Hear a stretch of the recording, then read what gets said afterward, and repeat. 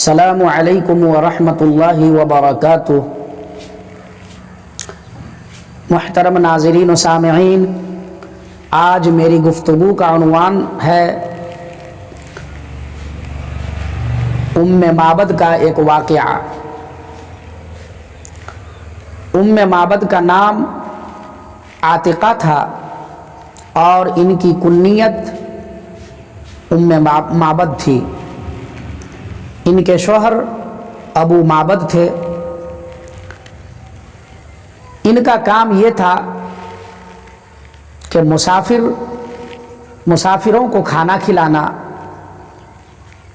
اور ان کی خدمت کرنا۔ چنانچہ رسول اللہ صلی اللہ علیہ وسلم جب غار ثور سے روانہ ہوئے مدینے کی طرف، تو راستے میں انہیں بھوک محسوس ہوئی اور پیاس لگی، تو انہوں نے دیکھا کہ ایک گھر ہے، ایک جھوپڑی ہے،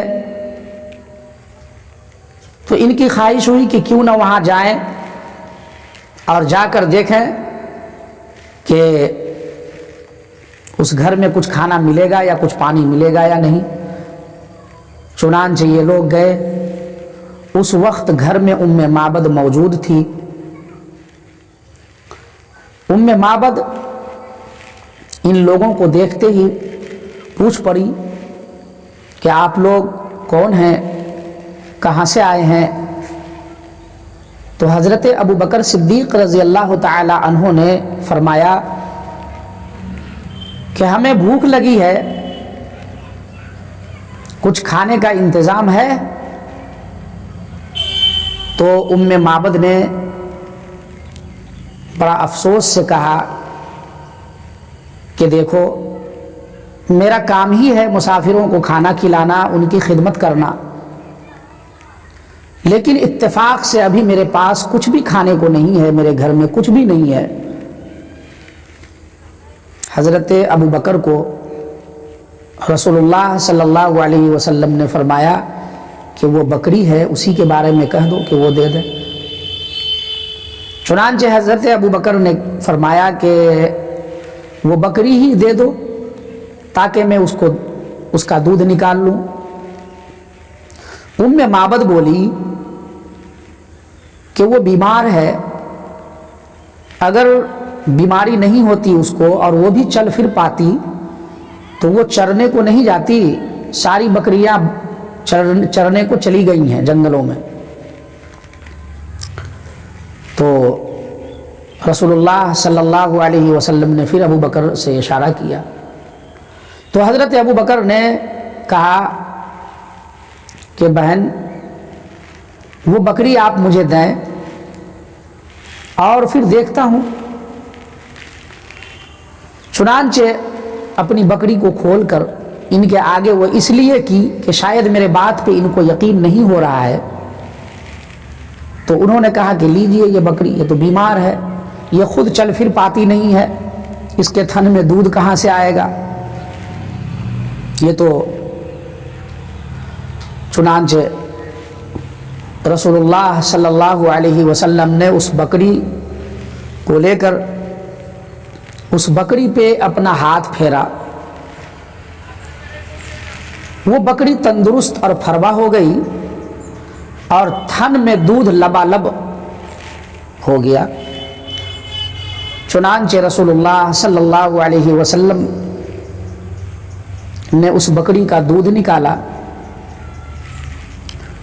اور حضرت ام معبد سے کہا کہ یہ لو، یہ لیجئے اور آپ اس کو پیجئے۔ چنانچہ وہ حیرت زدہ ہو کر اس دودھ کو پی اور پھر حضرت محمد الرسول اللہ صلی اللہ علیہ وسلم نے اس بکری کا دودھ نکالا اور اپنے ساتھیوں کو پلایا اور خود بھی پیا۔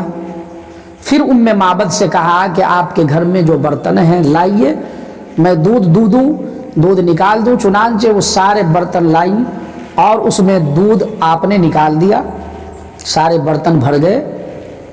پھر وہ بکری آپ کے حوالے کیے اور وہ لوگ وہاں سے چل دیے۔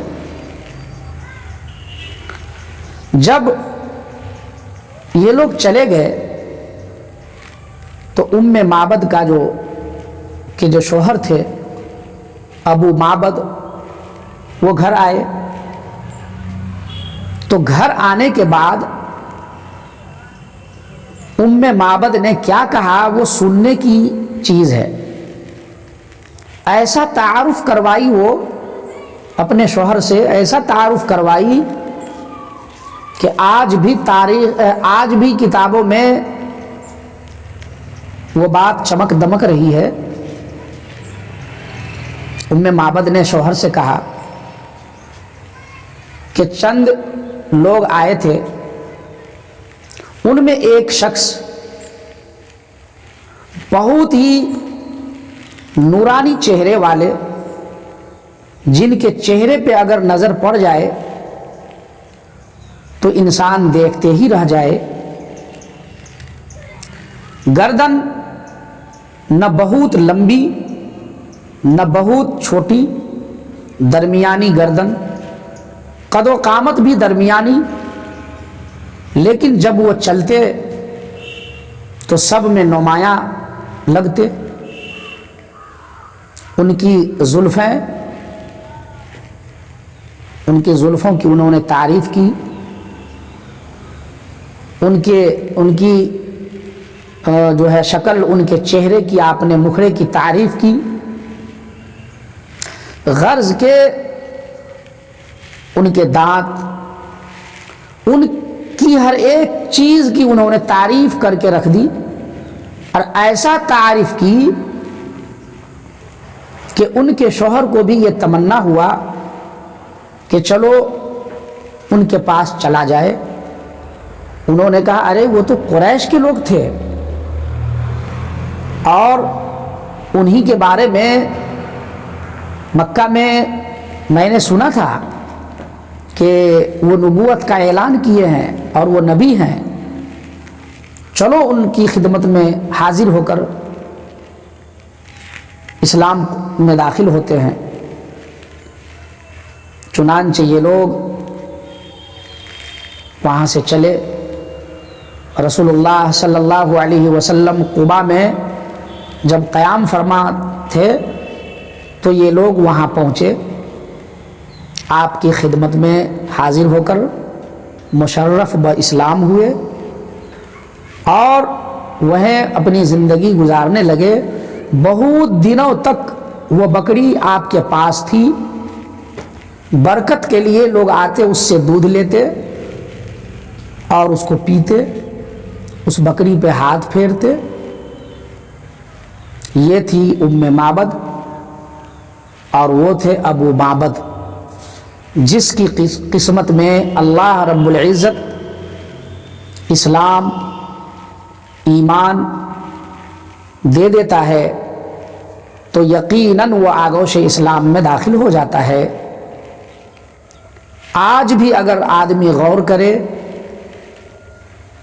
تو اسلام میں اس کو خوبی ہی خوبی نظر آئے گی۔